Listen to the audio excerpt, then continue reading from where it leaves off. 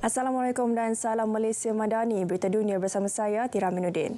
Suruhanjaya Pilihan Raya SPR Thailand pada Selasa meluluskan ketetapan meminta mahkamah membubarkan parti pembangkang parti Move Forward. Langkah itu dibuat susulan keputusan Mahkamah Perlembagaan pada Januari lalu yang menyatakan parti itu melanggar perlembagaan. Ia menerusi pelan menggubal undang-undang bagi menentang penghinaan terhadap raja namun disifatkan usaha tersembunyi melemahkan kuasa raja. SPR Thailand dalam satu kenyataan berkata terdapat bukti bahawa parti itu menjejas sistem demokrasi dengan raja sebagai ketua negara. Parti Move Forward sebelum ini memenangi pilihan raya umum Thailand tahun lalu.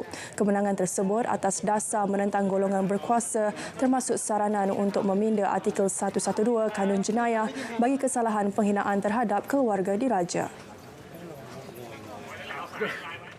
Mogok membabitkan doktor pelatih yang berlarutan hampir 3 minggu menjejaskan sektor jagaan kesihatan Korea Selatan. Malah tindakan berterusan itu mengundang ancaman terhadap nyawa pesakit.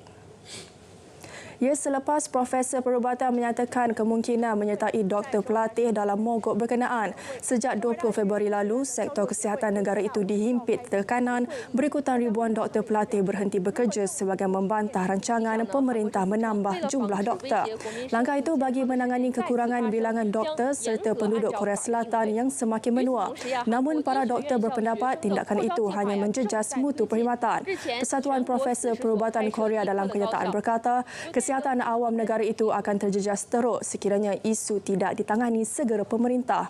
Persatuan turut memberi amaran bahawa lebih ramai doktor mungkin berhenti kerja melainkan pemerintah terbuka untuk mengadakan rundingan tanpa syarat.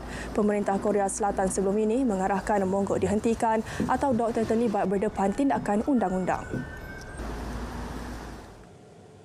COVID-19 menyebabkan purata jangka hayat manusia di seluruh dunia turun 1.6 tahun.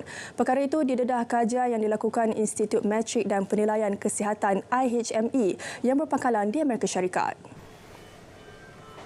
Kajian tersebut mendapati sepanjang 2020-2021, jangka hayat manusia di 204 negara yang dianalisis merosot 84%. Dalam tempoh 2 tahun pertama pandemik itu melanda dunia, penurunan jangka hayat berkenaan lebih dramatik daripada yang disangkakan.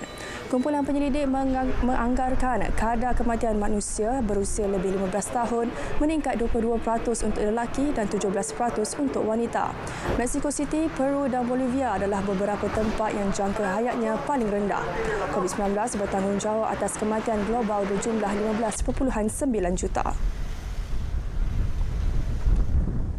Masjidil Haram di Mekah kini dilengkapi 25,000 permaidani baru bagi bulan Ramadan. Menurut jurucakap penguasa ehwal 2 Masjid Suci, Masjidil Haram menyaksikan bertambahnya jumlah jemaah yang melakukan ibadah umrah dan bersolat sepanjang Ramadan. Masjidil Haram juga menjadi tumpuan bagi solat tarawih. Untuk menampung pertambahan jumlah pengunjung, 50 tempat berwuduk disediakan di dalam masjid, manakala 3,000 tandas tersedia di merata kawasan sekeliling luar masjid. 15,000 tong berisi air zam-zam dan 150 tempat pengagihan air zam-zam tersedia di seluruh Masjidil Haram. Masjidil Haram dibersihkan 10 kali sehari dengan 4,000 kaki tangan dalam tempoh 24 jam. 3,000 liter pewangi udara bermutu digunakan untuk memastikan suasana yang nyaman.